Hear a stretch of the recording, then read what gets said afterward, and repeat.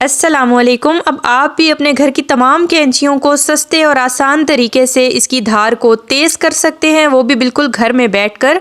बिल्कुल भी आपको बाज़ार जाने की ज़रूरत नहीं पड़ेगी। जो लोग हर छोटी चीज़ के लिए बाज़ार जाना जिन्हें पड़ता है, उनके लिए मैं बहुत ज़बरदस्त टिप्स लेके आई हूँ। आप लोग अपने घर के औज़ार, अपनी घर की कैंचियों को किस तरीके से साफ़ कर सकते हैं और उनको किस तरह से शार्प बना सकते हैं। तो आज की इस ज़बरदस्त सी टिप के लिए वीडियो को फुल वॉच कीजिएगा। जो हमारे चैनल पर न्यू है, प्लीज़ हमारे चैनल को सब्सक्राइब कर लीजिए और वीडियो को फुल वॉच कीजिएगा ताकि आप लोग भी इन मज़ेदार सी टिप्स से फ़ायदा उठा सकें।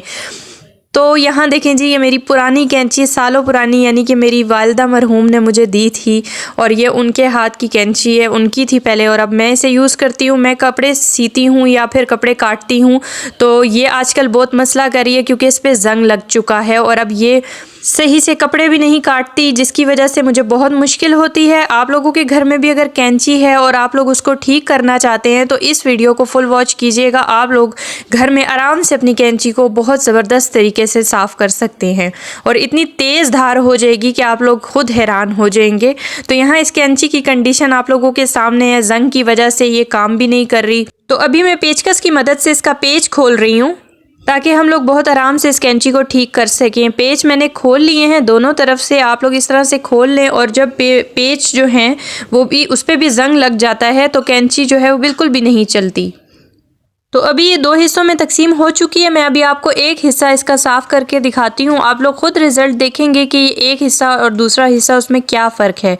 कोई भी पुराना कपड़ा बिछा रही हूँ क्योंकि इसके ऊपर से जो गंद उतरेगा तो वो नीचे गिरेगा, तो इसलिए मैं ये दो हिस्से आपके सामने मैंने रख दिए हैं। अब जो मैं चीज़ इस पर अप्लाई करूँगी, दो चीज़ें हैं जो कि आप लोगों के घर में होनी बहुत ज़रूरी हैं।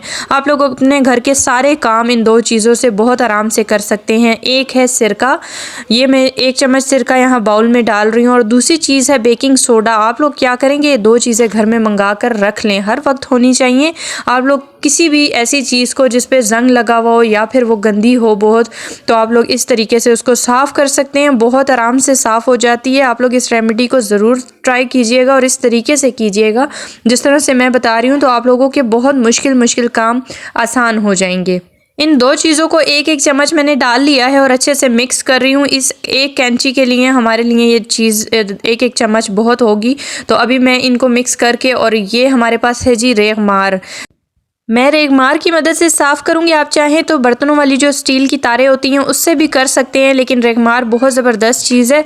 आप लोग इससे करके देखिएगा, मिनटों में आप लोगों का काम आसान हो जाएगा। तो यहाँ देखिए जी, मैं इसको रेगमार से आपके सामने अभी इसके ऊपर लगा कर रगड़ूंगी, तो जितना भी उसके ऊपर ज़ंग है वो इस रेमेडी से फौरी उतरना शुरू हो जाएगा। अगर कैंची पे ज़ंग लग जाए तो वो उसकी धार भी ख़राब हो जाती है और वो कपड़े भी नहीं काटती और बहुत मुश्किल से खुलती और बंद होती है। तो आप लोग अगर इस तरीके से उसको साफ़ करेंगे घर में ही, आप लोगों को कहीं बाज़ार जाने की ज़रूरत नहीं पड़ेगी।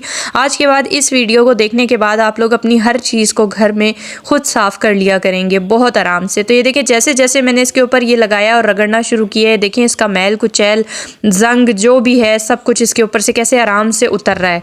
तो मैं बहुत अच्छे तरीके से इसको उतारूंगी। अभी आपको उतार कर इसका रिजल्ट भी दिखाऊंगी कि इसका एक हिस्सा कैसा लग रहा है और दूसरा हिस्सा कैसा है।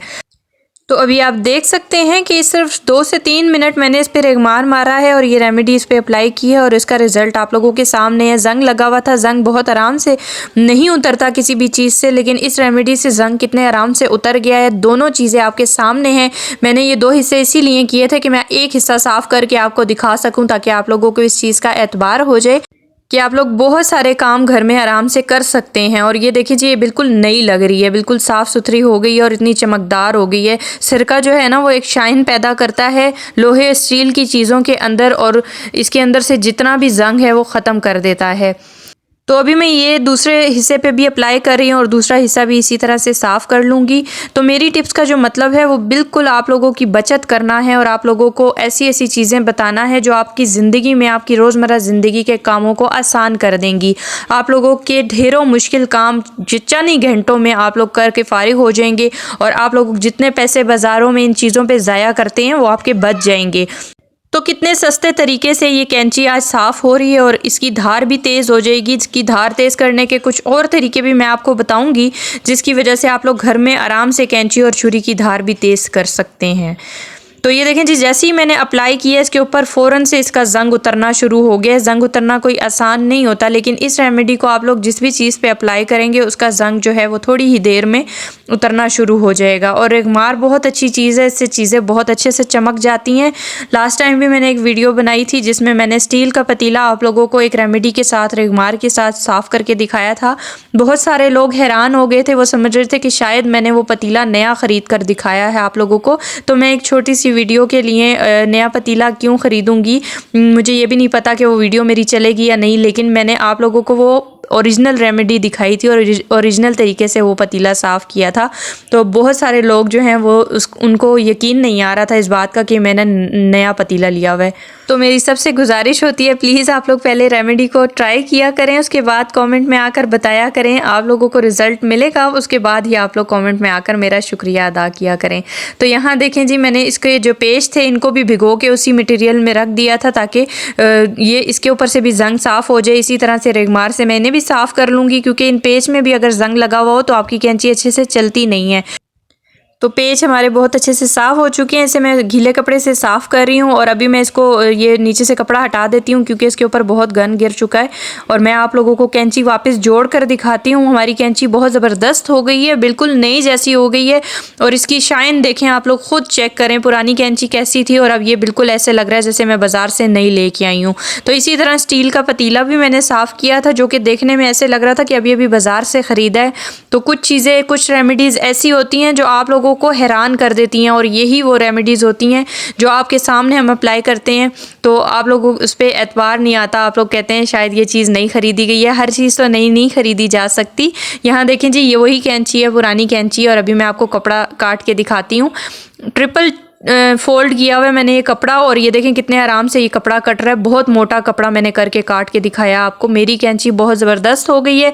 अगर आपकी कैंची पे जंग नहीं है, आपकी कैंची साफ़ सुथरी है और आप लोग उसको सिर्फ उसकी धार तेज़ करना चाहते हैं, तो आप लोग किस तरीके से उसकी धार तेज़ कर सकते हैं। घर में बैठकर कप लीजिए, उसको उल्टा करके आप लोग उसकी बैक साइड पे इस तरह से कैंची को रगड़िए। इस तरह से रगड़ने से कैंची की धार मिनटों में तेज़ हो जाती है। घर बैठे बैठे आप लोग इस तरह से अपनी कैंची की या छुरी की धार को तेज़ कर सकते हैं। यही तरीका आप लोग छुरी के लिए भी कर सकते हैं। अगर आपकी घर में किसी छुरी की धार तेज़ नहीं है और आप लोगों को काम करने में मसला हो रहा है, तो इस तरह से आप लोग अपनी छुरी की भी धार तेज़ कर सकते हैं। अब मैं आपको जो फार्मूला बता रही हूँ उससे आप लोगों की कैंची पर कभी भी जंग नहीं लगेगा। सरसों का तेल लीजिए और इस तरह से कैंची साफ़ करने के बाद उसके ऊपर लगा दें। तो सरसों का तेल जो है वो जंग से बचाता है। आप अपनी कैंची पे जंग को बचाने के लिए अपनी कैंची पे सरसों का तेल लगा दें।